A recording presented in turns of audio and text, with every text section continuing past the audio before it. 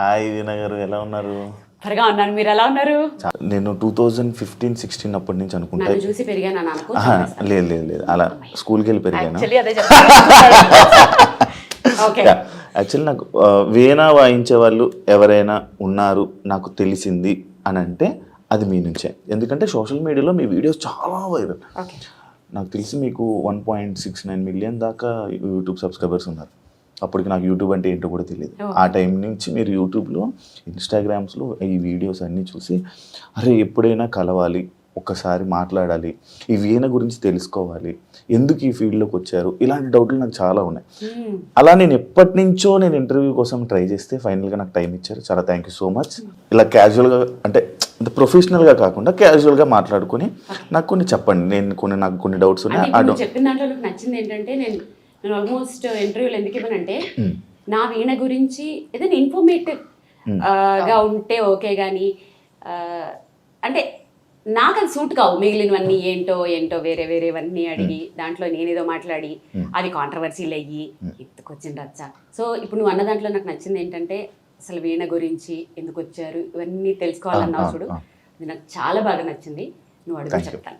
నిజంగా చెప్పాలంటే అసలు వీణ అనే ఒక ఇన్స్ట్రుమెంట్ ఉంది అని తెలియనప్పటి నుంచే చూడడం స్టార్ట్ చేయడం ఒక లెక్క అయితే, మీ పేరు శ్రీవాణి అనేది పక్కన పెట్టి వీణా శ్రీవాణి కదా, మీ పేరే వీణా శ్రీవాణి. అసలు వీణ అంటే ఏంటో తెలీదు, అలా ఫిక్స్ అయిపోయింది చాలా వరకు కూడా. అంటే ఇప్పుడు మీ వల్ల చాలా మందికి వీణ గురించి తెలిసి ఇప్పుడు అందరూ ప్రాక్టీస్ చేసేంత వరకు వచ్చారంటే ఒక రకంగా అది మీ వల్ల, మీ సోషల్ మీడియాలో మీరు అప్డేట్స్ వెంట వెంటనే ఇవ్వటం వల్లనే చెప్పొచ్చు. మరి యాక్చువల్లీ నేను మీ పేరు ఏమని చెప్తూ ఉంటాను తెలుసా అండి, బయట వీణా వాణి అంటాను. చాలా మంది వీణానే అనేస్తారు, వాణి ఇంకా యాడ్ చేసిన వీణా వాణి గారు అని పిలుస్తా. అండ్ ముందుగా కంగ్రాచులేషన్స్. Thank you. దేనికి? కార్ కొన్నారు కదా, బాయ్ అనిపించుకున్నావు. వీణ నుంచి కార్కి వెళ్ళావా? అంటే ఫస్ట్ అక్కడి నుంచి ఏదైనా ఒక మంచి జరిగినప్పుడు దానికి చెప్పాలి కదా. నాకు కార్ కొన్నందుకు కంగ్రాచులేషన్స్ చెప్పకు. మా ఆయన నాకు రీసెంట్ గా సైకిల్ కొన్నారు, దానికి చెప్పు. అదేంటి సైకిల్ ఏంటండి? నా ఫేవరెట్ వెహికల్ సైకిల్ కాబట్టి. అంటే అబ్బా ఇంత ఓవర్ చేయకుండా అనకు. అంటే కార్లు చూసే ఉన్నాం యాక్చువల్లీ. సైకిల్కి నాకు ఉన్న రిలేషన్ అది మాటల్లో చెప్పలేదు, నేను ఫర్దర్గా ఇప్పుడు ఇంటర్వ్యూలో చెప్తాను. ఆ సైకిల్కి నాకు ఉన్న బాండింగ్ ఏంటి. అంటే మీ జర్నీ సైకిల్ మీద నుంచి మొదలైందా? ఎస్, స్టార్ట్ చేద్దాం ఇక్కడి నుంచే చెప్తాను. చిన్నప్పటి నుంచి అంటే మేబీ నా ఏజ్ వాళ్ళందరూ కూడా మేబీ నా అలాగే కష్టపడి ఉంటారు. సేమ్ టు సేమ్ ఉంటాయి, కొంచెం డిఫరెన్స్ ఉంటాయి అంతే. మీకెవరి నేను తెలియదు నాకు తెలిసి. దాంట్లో ఒక బాధ ఒక పార్ట్ ఏంటంటే 8th, 9th, 10th రాజమండ్రిలో ఉండే వాళ్ళకి బాగా తెలుస్తుంది. సో 8th క్లాస్లో నేను గవర్నమెంట్ మ్యూజిక్ కాలేజ్లో జాయిన్ అయ్యాను. అందరికంటే చిన్న నేనే అక్కడ. అప్పుడు ఏజ్ లిమిట్ లేదు, మరి ఇప్పుడు ఉందో లేదో తెలియదు. చిన్న అంటే ఎంత? 8th క్లాస్ అనమాట. నన్ను డైరెక్ట్ గా 3rd year లోకి తీసేసుకున్నారు. అంటే ఇయర్ డేట్ ఆఫ్ బర్త్ కూడా చెప్పాలని అంటున్నావా? వద్దులే శివ, మరి బాగోదు. మీరు అడిగినా నేను చెప్పను కూడా. ఓకే, మీరు చెప్పకపోయినా మేము క్యాలిక్యులేట్ చేసుకుంటాం. మీకు 28 సంవత్సరాలు. ఎక్కువ చెప్తున్నావు నువ్వు. ఏంటి క్యాలిక్యులేట్ చేశారు? చూసాక చెప్పు. 16 కదా, ఏమన్నా శివాని కుళ్ళెక్కువ శివాని కదా.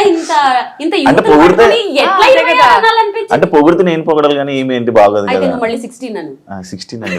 బాగుంది. అబ్బా ఎంత బాగుందో. స్వీట్ 16 అను. మళ్ళీ స్వీట్ కూడా యాడ్ చేయాలా? స్వీట్ మిక్చర్ అన్ని. చాలా బాగుంది. సరే, ఇంకా మనం సైకిల్ దగ్గరికి వెళ్ళిపోదాం. 8th class, 9th class, 10th క్లాస్లో నేను చాలా ఇండివిజువల్, చాలా స్టబన్, చాలా పట్టుదల. అదేంటో తెలియదు. 5th క్లాస్ నుంచే ఏది మంచి ఏది చెడు, ఏ పని చేస్తే బయట వాళ్ళు తిడతారు, ఏ పని చేస్తే డీసెంట్గా ఉండాలి, అదేంటో తెలియదు. మేబీ జీన్స్ అనేదాన్ని నేను చాలా బాగా నమ్ముతాను. మా 4 fathers నుంచి ఆ డిగ్నిటీ, ఆ డీసెన్సీ వచ్చిందేమో తెలియదు. సిటీ బస్ ఎక్కేదాన్ని కాదు, ఆ తోసుకుంటూ ఆ రద్దీల్లో వెళ్ళడం. నో, థియేటర్కి వెళ్ళి సినిమా చూసేదాన్ని కాదు. అంటే ఆ రద్దీలు అవి కొంచెం ఇండివిజువల్గా ఏంటో ఒక డిగ్నిటీ. 8th క్లాస్లో మ్యూజిక్ కాలేజ్లో జాయిన్ చేసిన తర్వాత ఎంత నడకంటే అబ్బా, నాది చూడలేక మా కాలనీలో ఎవరో వాళ్ళ సిస్టర్కి పెళ్ళైపోతే ఒక స్లిమ్ పాతబడిపోయిన సైకిల్ ఇచ్చారు. దాని మీద నేను ఎంత సాధించేసుకున్నానంటే, నా వరకు సాధించడం అంటే ఏదో అనుకునేరు, నా వరకు మార్నింగ్ 6 o'clock లేచేదాన్ని. అక్కడి నుంచి మ్యూజిక్ కాలేజ్ 1/2 kilometer సైకిల్ మీద మళ్ళీ వచ్చేయాలి. మళ్ళీ అక్కడి నుంచి స్కూల్ 1/2 kilometer సైకిల్ వెళ్ళి మళ్ళీ లంచ్కి వచ్చి మళ్ళీ ఈవినింగ్ 4:30కి ఇంట్లో ఉండేదాన్ని. 1/2 an hour లో మళ్ళీ దేవి చౌక్కి వెళ్ళాలి. అక్కడ ఏంటి సిటీ కేబుల్ యాంకరింగ్, ఆ. సోలో యాంకర్ నేను అక్కడ. 2 డైలీ ప్రోగ్రాంలు ఉండేవి. ఏముండదు, లిప్స్టిక్ వేసుకోవాలి, కెమెరా ముందు నిలబడాలి, ఒకటి లెటర్స్ చదవాలి, ఇంకొకటి మీరు కోటింగ్ పాట అనేది ఒకటి ఉండేది. అది ఆ 2 చదివేసి అన్ని చేసేసుకుని 7:30 వరకల్లా దానివైపేట పార్క్ దగ్గర మా గురువు గారు ఉండేవారు. అక్కడ క్లాస్కి వెళ్ళాలి. అక్కడికి వెళ్ళి క్లాస్ అయిపోయిన తర్వాత 8:30 వరకల్లా ఇంట్లో ఉండేదాన్ని. 9కి భోజనం అయిపోయిన తర్వాత మళ్ళీ స్టడీస్ చేస్తూ ఖాళీగా ఉండేదన్నా? లేదు. చేతులు ఖాళీగా ఉండేవి కావు. లేదు, వీణ కాదు. అప్పట్లో ఈ ఉల్లెన్ తోటి రబ్బర్ బ్యాండ్స్ వచ్చేవి, నీకు ఐడియా ఉందా? అవును. ఇప్పుడు రీసెంట్ గా మన అంబానీ వైఫ్ పెట్టుకున్నారు, నీతా అంబానీ, ముడికి లాగా ఆ నాట్ కి లాగా రౌండ్ గా పెట్టారు, ఉల్లెన్ తో చేసేది. చేతులతో కుట్టి అది మా క్లాస్ లో ఒక ఆంటీ, నా క్లాస్మేట్ ఆంటీ వాళ్ళ కూతురు నా క్లాస్మేట్ అన్నమాట. ఆవిడ మ్యూజిక్ కాలేజ్ క్లాస్మేట్. ఆమె ఆ పాప నేర్చుకుంటే ఆడుకోవడానికి వెళ్ళాను కదా, పాప నేర్చుకుని నాకు ఏదో చిన్న లీడ్ ఇచ్చింది అంతే. దాన్ని డెవలప్ చేసేసి ఒక్కొక్క ఫ్లవర్ 7 రూపీస్ అనమాట. ఓ పక్క చదువుకుంటూ అల్లుకునేదాన్ని. సో మ్యూజిక్ కాలేజ్ లో ఎవరైనా అందరికంటే నేనే క్లాస్ టాపర్. పాపం వాళ్ళకి చేతులు కూడా తిరిగేవి కావు. ఇది ఎలా వాయించాలి చెప్పవా వాడి అంటే, నా దగ్గర రబ్బర్ బ్యాండ్ కొంటారా? అప్పుడే స్టార్ట్ చేశారు. నా బుక్స్ నేనే, నా చెప్పులు నేనే, నా స్కూల్ బ్యాగ్ నేనే. నేను 9th క్లాస్ లో స్కూల్ బ్యాగ్ కొనుక్కున్నాను. అప్పటి వరకు స్కూల్ బ్యాగ్ లేదు నాకు. ఇలా అట్ట మీద ఇలా పుస్తకాలు ఇలా పెట్టుకుంటారు కదా, అలాగా. ఇటు సైడ్ ఏమో బ్యాగ్, కాళ్ళకి చెప్పులు కూడా ఉండేవి కావు. కాళ్ళు కాయలు కాచిపోయి క్లాస్ రూమ్ లో పిన్నిసులు పెట్టేదాన్ని. పిన్నిసులు పెట్టి అందరూ వాళ్ళు గ్రేట్ గా చూసేవారు. వాళ్ళకి తెలియదు అది కష్టంతో వచ్చినవని. సో ఆ సైకిల్ నాకు ఇన్ని సాధించడానికి ఎలా తిరిగేదాన్నో యూజ్ అయింది. కాబట్టి ఎప్పటికీ మర్చిపోను, నా ఫేవరెట్ వెహికల్ సైకిల్. ఆ సైకిల్ ఏమన్నా దాచుకున్నారా మరి? లేదబ్బా, నేను హైదరాబాద్కి వచ్చిన తర్వాత అది ఎవరో కొట్టేశారు. అరే, లాక్స్ ఏం పడవు కదా, లాక్స్ పడేవి కూడా. మా బ్రదర్ ఎక్కడికో వేసుకెళ్ళి అక్కడ పెడితే ఎవరో దొబ్బేశారు ఆ సైకిల్. ఓకే, అంటే మీరు ఇప్పుడు ఇంత సక్సెస్ అయిపోయారు కదా, ఎప్పుడైనా అంటే ఇప్పుడు మళ్ళీ మాకు తెలుసు చాలా సక్సెస్ అయ్యారు, ఎందుకంటే మిమ్మల్ని చూసి ఇంకా చాలా మంది స్టూడెంట్స్ వీణ నేర్చుకోవాలి, ఇలా మనం కూడా అందరికి జనాలకి చూపించాలి, స్టేజ్ మీద పెర్ఫామ్ చేయాలని చాలా మంది వెయిట్ చేస్తూ ఉంటారు. అది ఓన్లీ బికాస్ ఆఫ్ మిమ్మల్ని చూసి. అంటే ఇంత సక్సెస్ అయిన తర్వాత మీ ఓల్డ్ డేస్ని ఇప్పుడు మేము వచ్చి ఒక హోస్ట్గా వచ్చి అడిగితే గుర్తు తెచ్చుకుంటున్నారా, లేక మీకు ఎప్పుడు గుర్తుంటా ఉంటుందా? ఏం అడిగినావు శివ? నాకు ఓల్డ్ డేస్ గుర్తు చేసుకున్నా షేర్ చేసుకోవడానికి ఎవరు ఉంటారు? నా పనిలో నేను ఉంటాను కదా. సో ఇవి షేర్ చేయాలి అని ఎప్పుడు అనుకుంటూ ఉంటాను. చాలా బాగా అడిగావు. ఇప్పుడు మీరు అడగటం వల్ల కదా ఇవన్నీ చెప్పాను. లేకపోతే అందరూ ఏమనుకుంటారు, ఇప్పుడు నువ్వు కంగ్రాట్స్ చెప్పావు, ఆవిడకేంటి రేంజ్ రోవర్ కార్లో తిరుగుతుంది అది ఇది అనుకుంటారు. కానీ అసలు ఆ పడ్డ కష్టం ఇంకా చాలా క్రిస్ప్గా చెప్పేశాను. కానీ యూనిఫామ్ కూడా ఉండకపోయేది శివ. అంటే మా చెల్లిది వేసుకునేదాన్ని అనమాట, చిన్న స్కర్ట్. మా చెల్లిది నాకు ఎంత వస్తుంది, అది ఇక్కడికి పొట్టుకుండేది.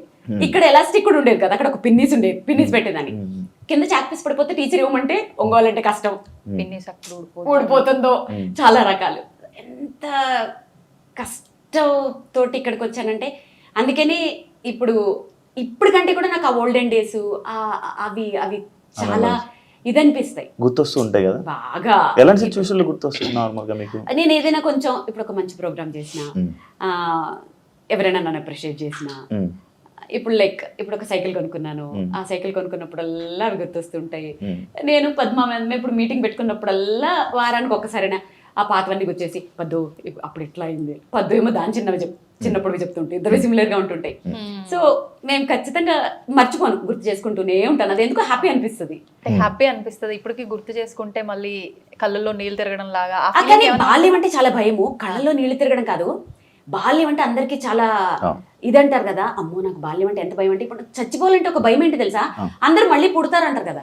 బాబాయ్ మళ్ళీ పుడితే అలాంటి బాల్యం వస్తే ఎలా అంటే, బాల్యంలో ప్లస్లు కూడా ఉన్నాయి. అంటే ఇప్పుడు నేను వీణ నేర్చుకున్నాను, వీణ ఇప్పుడు ఉపయోగపడింది. కానీ అంత భయంకరమైన బాల్యం మళ్ళీ వస్తుందేమో అన్న భయం యాక్చువల్గా. అందుకని ఆ బాల్యాన్ని నేను తలుచుకోవాలనుకోను.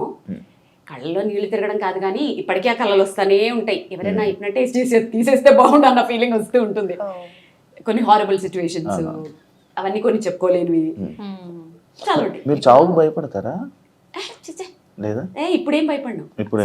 మా ఆయన ఒకటే చెప్తారు, అయ్యో నేను చనిపోతానేమో, ఎంత ఫేము. అదే ఎందుకు అన్ని అనుభవించేసాను. అంటే ఒకసారి బాలసుబ్రహ్మణ్యం గారు చెప్పారు ఒక షోలో, నేను దేనికైనా భయపడతానంటే అది నా చావుకి, ఎందుకంటే నేను ఇంకా దీన్ని అనుభవించాలని అంటే అనుకుంటున్నాను.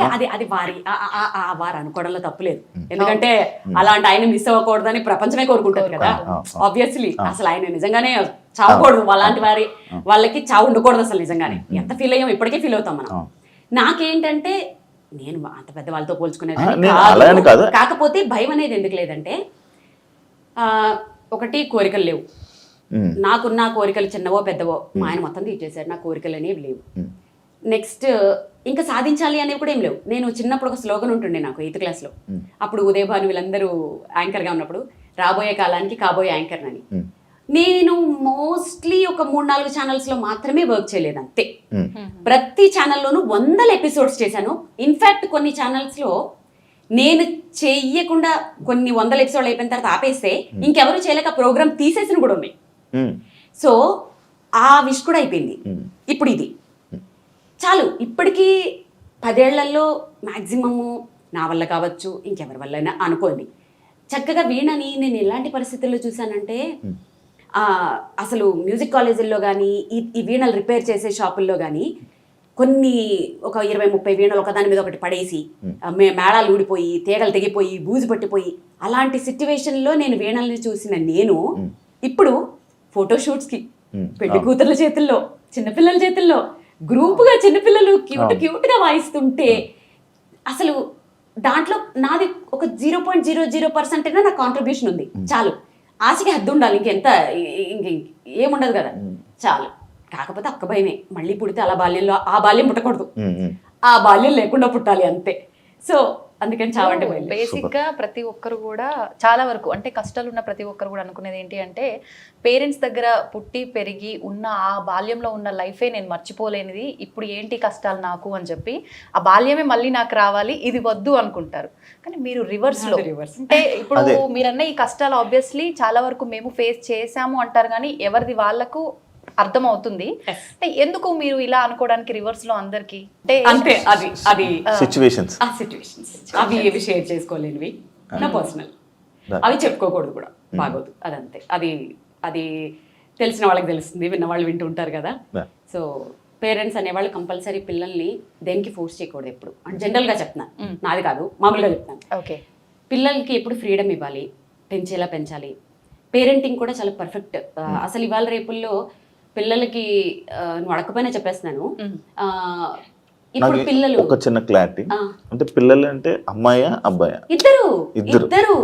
ఇప్పుడు చాలా మంది పిల్లలు మన గాడి తప్పిపోయి చాలా మందిని చూసినప్పుడు ఇప్పుడు ఎట్లున్నారు, తప్పు పేరెంట్స్ది, పిల్లలు కాదు.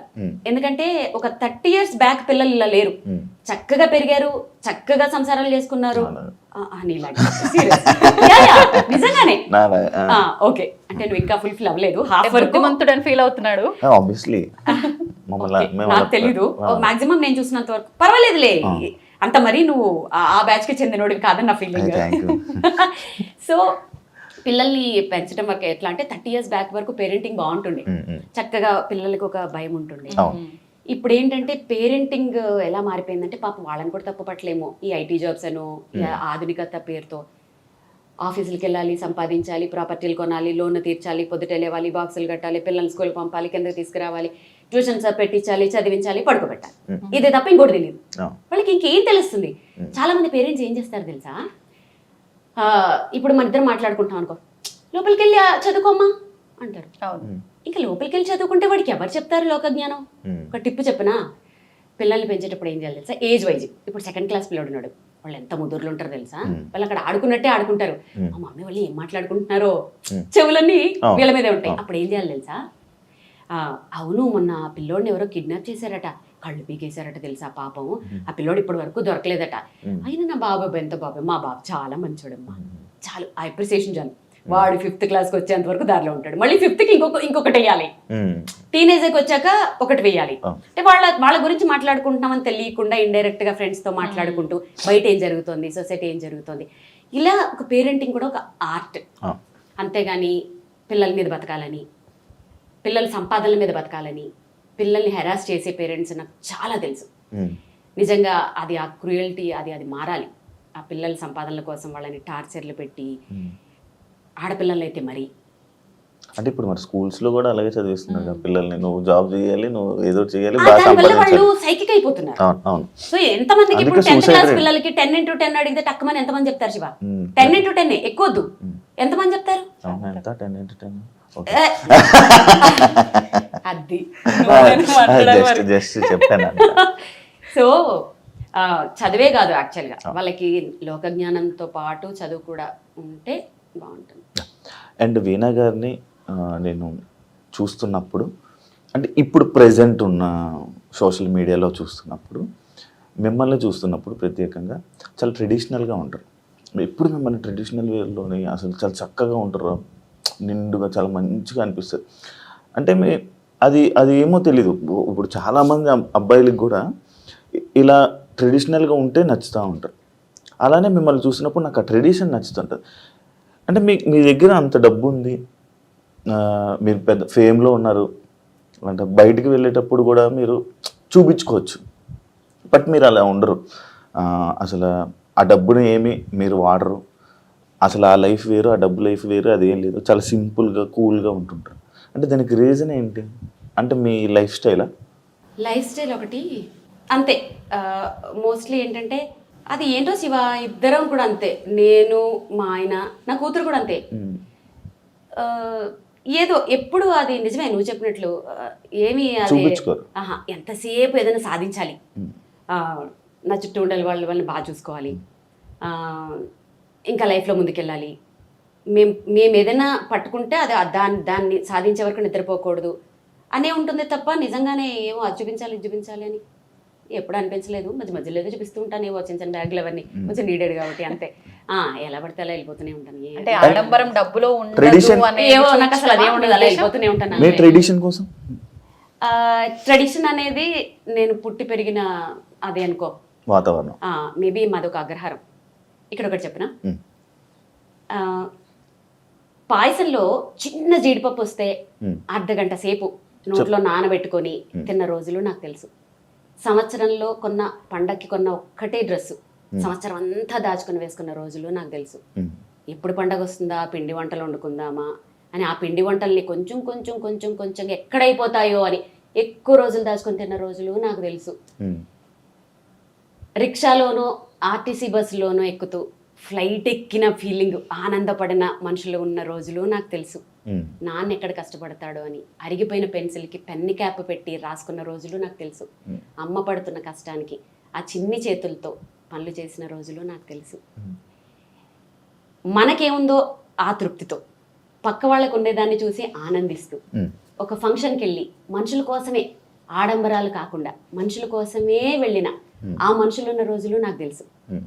సాయంత్రం ఒక అరగంట వచ్చే ఆ తెలుగు ప్రోగ్రాం కోసం మార్నింగ్ అంతా ఆ టీవీల కోసం ఎదురు చూసిన మనుషులు నాకు తెలుసు. దూరదర్శన్, డిడి దూరదర్శన్, ఇలాంటి రోజులన్నీ నాకు తెలుసు. అలాంటి రోజుల నుంచి నేను వచ్చాను. ఇప్పుడు సమాజం అలా లేదు. ఎందుకంటే సమాజానికి అన్ని ఎక్కువైపోయి, అంటే మొహమ్మొత్తే అంత ఎక్కువైపోయి ఇవన్నీ. దానివల్ల ఏంటంటే జనాలు ఎటు పోవాలో తెలియక, ఏం చేయాలో తెలియక అటు షో ఆఫ్లు చేసుకోవాలా, పక్క వాళ్ళని చూసి ఇమిటేట్ చేసి బాధపడి డిప్రెషన్లోకి వెళ్ళాలా, లైఫ్ని పాడు చేసుకోవాలా. అసలు అంటే అంటే ఒక రోజు చూసింది రెండో రోజు బోర్ కొట్టేస్తుంది. అది తల్లా, చెల్లా, భర్త, పెళ్ళమా ఏం తెలియట్లేదు. ఒకరోజే ఏదైనా సినిమాలా, పాటలా, ఏదైనా. సో నేను అప్పుడు పెరిగిన దాన్ని కాబట్టి నా మోరల్స్, ఎథిక్స్ నాకు తెలుసు కాబట్టి దేన్ని చూసి అనేసుకొని అవన్నీ ఉండవు, గ్రౌండెడ్గానే ఉంటాను. కానీ మీరు అప్పట్లో అంటున్నారు, కానీ మీరు ఇప్పుడు చెప్పినవన్నీ నేను చేశాను. ఆ పెన్కి క్యాప్ పెట్టి ముళ్ళు ముందు నుంచి వచ్చి రాశాను. సేమ్ ఏజ్ కదా. ఏమో నేను అది చేసా. ఇంకోటి ఇంకా ఏవో ఉన్నాయి, కొన్ని ఉన్నాయి. అవన్నీ నువ్వు చేసిన దాంట్లో మేబీ మళ్ళీ కవర్, షాపింగ్ మాల్ కవర్స్ లోని బుక్స్, ఎగ్జాక్ట్లీ అవన్నీ అల్లరి చిల్లర చేస్తలు అయి ఉంటాయి. కాదు నేను అవి చాలా బాగుండేది తెలుసు అప్పుడు నిజంగా. మేము అప్పట్లో స్కూల్ బ్యాగులు అంటే అబ్బా అంటుండే, స్కూల్ బ్యాగ్ లా పాడా చెయ్యి నొప్పి ఎక్స్చేంజ్, మళ్ళీ ఇది ఇటు ఆపి హవాయి చెప్పులు, పారాగాన్ చెప్పులు, పిన్నిస్ కింద నుంచి షూకి బొట్టల దగ్గర కన్నం ఉండేది, మరి మా నాన్న షూ కొనేవాడుగా. నువ్వు ఇంకా కొంచెం రిచ్ శివ, మాకు షూలు సాక్స్ లేవు. అంటే స్కూల్ కాదు, మ్యాండేటరీ కదా ఆ టైంలో. మాకు షూలు లేవు కాబట్టి. సో ఇంకా నువ్వు కొత్త బట్టలు కూడా ఇప్పుడు రేర్ గా చూస్తుంటావు చిన్నప్పుడు. ఇంత ఇప్పుడు చాలా రేరు, చాలా ఒక సంక్రాంతికి ఒక 2-3 ఒకటే షర్ట్, ఎన్నో ఫోటోషూట్లోనే అదే షర్ట్ ఉండేది. అంతే. ఒక ఇవన్నీ చూస్తుంటే ఏం కామెడీ, నా ఏజ్ కూడా అంత పెరిగిపోయిందని ఆలోచిస్తున్నాను. నువ్వే చెప్పుకుంటున్నావు నిజంగా అంటుంది. ఏంటి నా ఏజ్ కూడా అంత పెరిగిపోయిందంటే? జస్ట్ జోక్ చేశాను.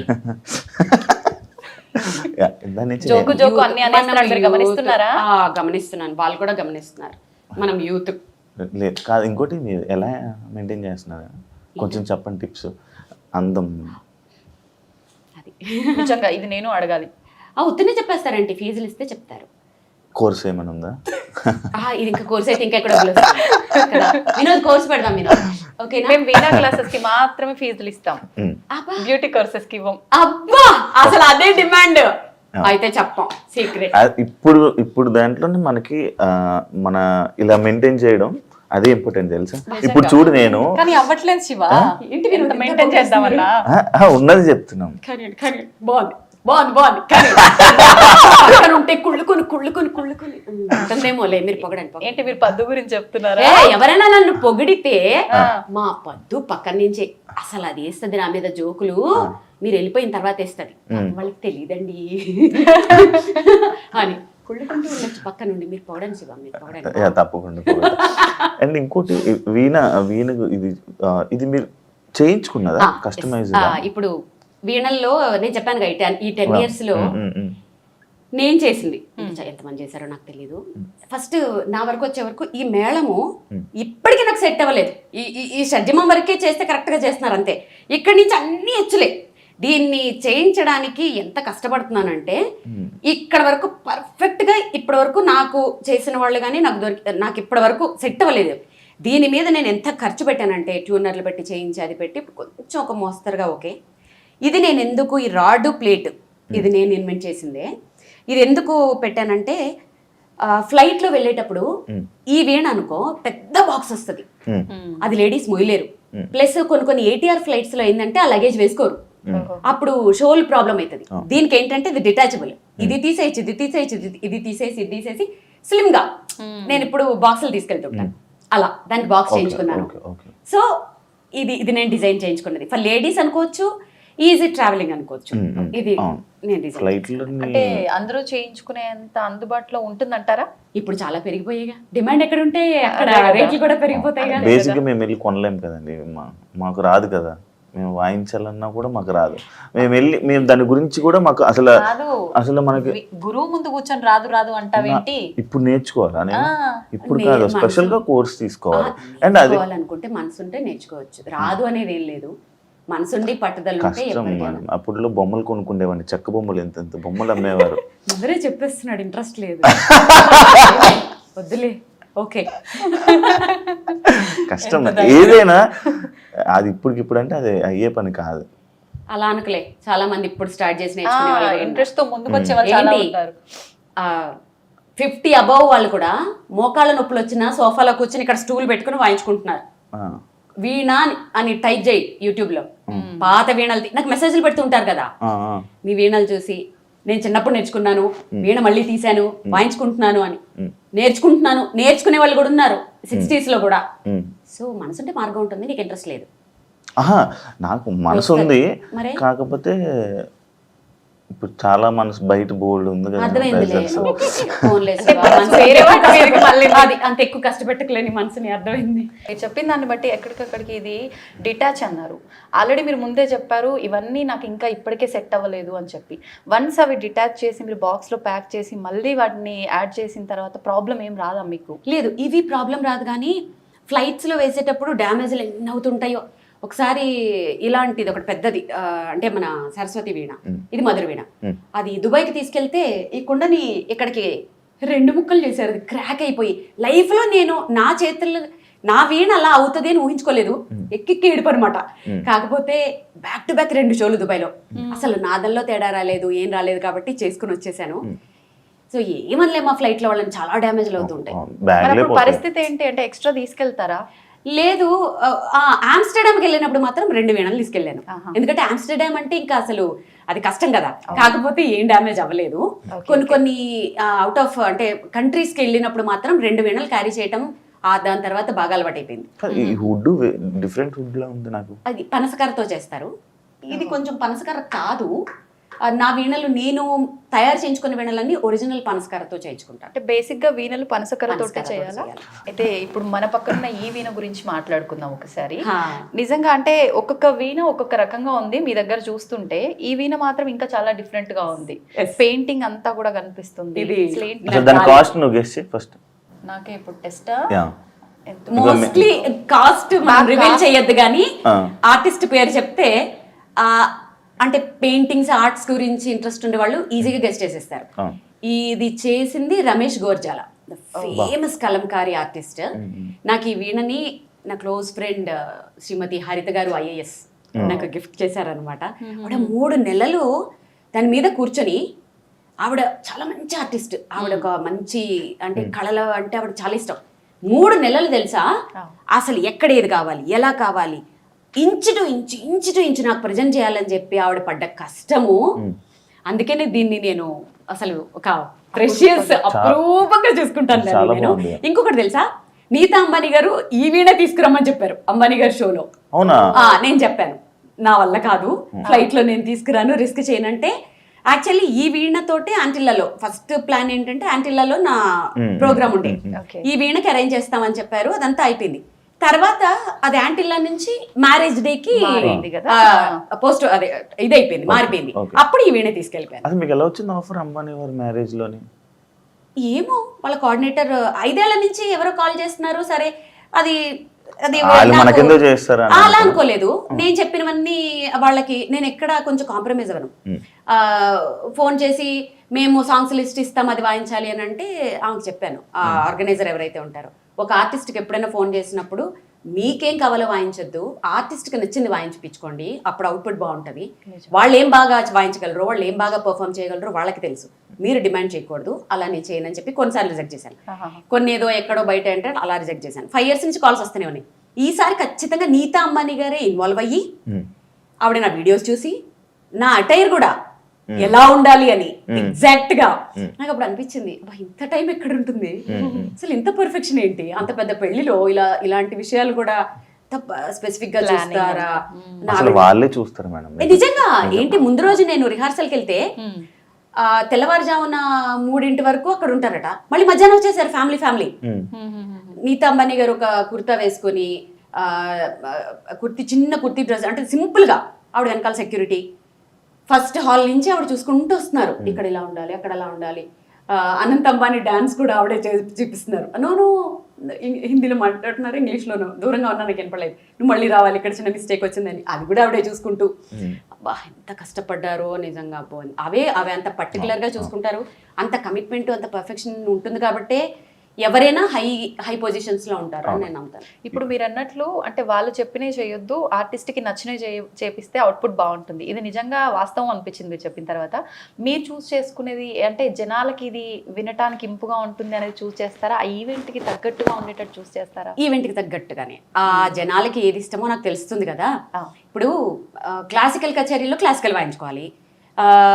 ఇలాంటి కొన్ని కమర్షియల్ వాటిల్లో ఏంటంటే, ఇప్పుడు నేను ఎందరో మహానుభావులు వాయిస్తానంటే ఇప్పుడు శివ ఎవరా మహానుభావులు అంటాడు, ఖచ్చితంగా అంటాడు. శివ లాంటి వాళ్ళు కూడా ఉంటారు, అది తప్పు కాదు, వాళ్ళకి నాలెడ్జ్ లేదు. నీకు తెలుసా ఎందరో అంటే నీకు సంగీతం గురించి నాలెడ్జ్ కాబట్టి ఫోర్స్ చేయకూడదు వాళ్ళకి. అదే ఇప్పుడు నేను తందనానా వాయిస్తే చక్కగా ఎంజాయ్ చేస్తాను, ఏ సినిమా పాటలు వాయిస్తే ఎంజాయ్ చేస్తాను. నేను అనేది ఏంటంటే, నేను అసలు ఈ జోన్లోకి ఎందుకు వచ్చానంటే, అసలు వాడకుండా మూలపడేసి తుప్పు పట్టేసే కంటే ఏదో ఒకటి వాయించచ్చు పిల్లల చేత. ఆ వీణని వాడండి, వాడితే ఇంట్లో అదొక సెంటిమెంట్ కూడా, సరస్వతి వైజ్ కూడా. దాన్ని ఏదో కొనేసామా అక్కడ పెట్టేసామా తీగలు తెగిపోయి మొత్తం బూజు పట్టిపోయి అలా కాకుండా ఏదైనా వాయించండి, ఏదైనా వాడండి. వాడడం ఈజ్ ఇంపార్టెంట్. సంగీతమే సంగీతం, దాంట్లో సినిమా పాటల సంగీతం నీచం, క్లాసికల్ అదమం, అది ఉత్తమం, ఇవన్నీ నాకు నచ్చవు. ఏ సంగీతమైనా సంగీతమే.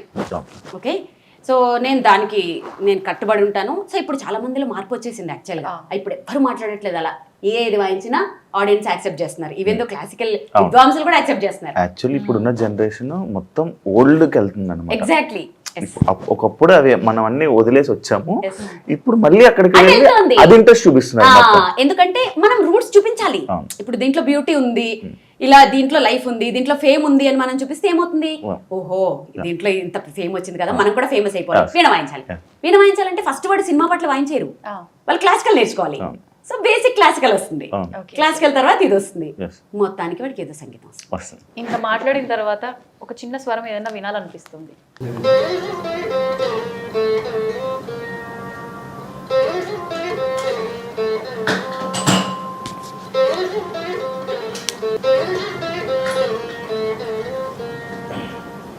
అంతసేపు ఆలోచిస్తున్నాడు ఏం పాట అని ఆహా. కాదా, ఇల్ల కళ్ళు తిప్పుతున్నాడు, కథకళి డాన్స్ చేస్తున్నావు. చూస్తున్నా బాగుంది అంటే ఎలా చేస్తున్నారు అని. ఏం పాట చెప్ప, ఫస్ట్ ఇల్లు నువ్వు పాట చెప్తే ఒక అద్భుతమైన కాఫీ ఇస్తా. కాదు, ఇది తెలిసిన సాంగ్, తెలుగు సాంగ్. అదే పాట. తెలిసిందే, ఏంటో చెప్పు. వచ్చేస్తుంది శివ, చెప్పు.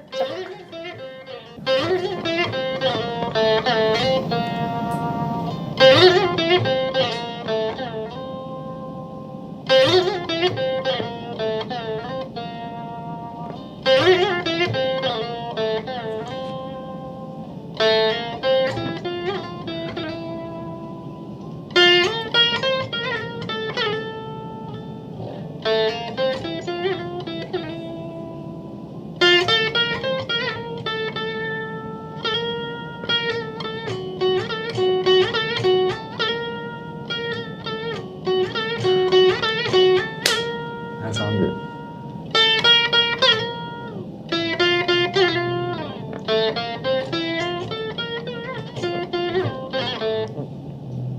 అమ్మ బాబోయ్, ఇప్పటికి కూడా వెలగలేదు శివకి. మీకేమైనా అర్థమైందా? వచ్చేసింది ఇది, చెప్పు. సాంగ్ రావట్లేదు నోట్లో ఉంది. విజిత, మనం వెళ్ళి కాఫీ తాగుదాం. యాక్చువల్లీ నీకు లేదు కాఫీ? అయ్యో అవును కదా, సాంగ్ చెప్పావా? యాక్చువల్లీ సరే మీరు వెళ్ళండి అయితే. సరే.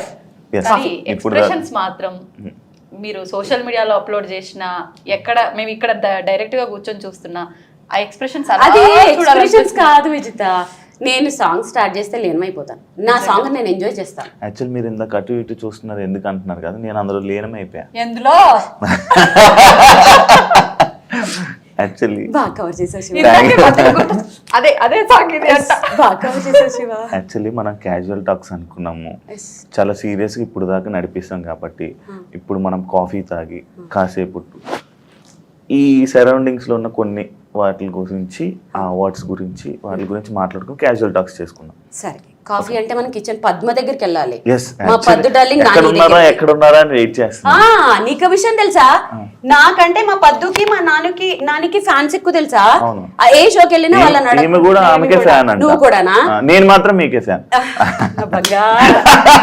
నిజంగా అసలు ఎంత ఏడ్ చేసామో తెలుసా ఈ ఫింగర్స్ చూసి. నిజంగా మామూలుగా ఎంతసేపు ప్రాక్టీస్ చేస్తే ఇట్లా అవుతుంది? మాకు ఎప్పుడు ఇలానే ఉంటాయి ఆల్మోస్ట్, ఎందుకంటే వాయించి ఉంటాం కదా. సో ఆల్మోస్ట్ ఇలాగే. కానీ మీకు విషయం తెలుసా, మన దగ్గర వస్తున్నాయి తెలుసా? వస్తాయి. 1.5 hours 2 hours వాయించేసిన తర్వాత బ్రెత్లెస్ లాంటివి, కొన్ని చంద్రముఖి క్లాసికల్ ఐటమ్స్, కొన్ని గమకాలు ఉంటాయి. అది అయిపోయిన తర్వాత ఈ 2 చేతులు నాకు పనిచేయవు యాక్చువల్గా. అప్పుడు ఈ లోపల మా అసిస్టెంట్స్ అన్ని సెట్ చేస్తుంటారు. కానీ ఎంత ప్రైడ్ అంటే, ఇవి నెక్స్ట్ ఇవి ఫ్రేమ్ చేసి పెట్టుకోవాలి. ఇది నా దగ్గర ఉండే అంత వెల్త్ కంటే కూడా ఇవి నా వెలగట్టలేని వెల్త్. ఇది అసలు అంత అయినా కూడా చాలా హ్యాపీగా ఉన్నారు, ఎందుకంటే ఎంజాయ్ చేస్తున్నారు. ఎవ్రీ సాంగ్ నేను ఎంజాయ్ చేస్తాను. ఎవ్రీ సాంగ్ ఎవరు వింటున్నారా వినట్లేదా నాకు సంబంధమే ఉండదు. సాంగ్ స్టార్ట్ అయిందంటే లీనం అయిపోతాను, దాంట్లోకి వెళ్ళిపోతాను ఆటోమేటిక్గా. మీరు అదే అంత జరిగినా కూడా మీరు ఆనందిస్తున్నారంటే అది మీ సక్సెస్. దెబ్బలు ఏముంది, సక్సెస్. కానీ కష్టాలు కూడా చాలా అనుభవించిన తర్వాతే ఆ సక్సెస్ ని, నిజమైన సక్సెస్ ని ఎంజాయ్ చేయగలుగుతున్నారు. యాక్చువల్లీ సక్సెస్ఫుల్ పర్సన్స్ అందరూ అక్కడ అవన్నీ చూస్తేనే, ఆ కష్టాలు చూస్తేనే. నిజం శివ, కమిట్మెంట్ ఉండాలి, సిస్టమేటిక్ ఉండాలి. ఏదైనా ఒకటి పట్టుకుంటే దాన్ని సాధించాలి టిల్ ఎండ్. ఈ మధ్యలో ఆపేయకూడదు. ఎవరికైతే కమిట్మెంట్, ఇప్పుడు నీకు నేను 3 o'clock వస్తానన్నాను, 3కి అక్కడ ఉంటాను నేను. అసలు ఇంకా యాక్చువల్ నువ్వు రాలేదని నీ గురించి చెప్తున్నారు, నీ గురించి పాపం చాలా మంది కనెక్ట్ అవుతుంది. సో గురించి టైం, పంక్చువాలిటీ, చెప్పిన పని చెప్పినట్టు చేయటం. ఇప్పుడు నేను ఒక పని చెప్పాను నీకు, టైంకి ఇచ్చేసేయాలి అంతే. నువ్వు ఏమన్నా అవ్వు. కాఫీ తాగు అన్నారు. ఇంకా వినేటట్లేడు. చెప్పకూడదు కూడా.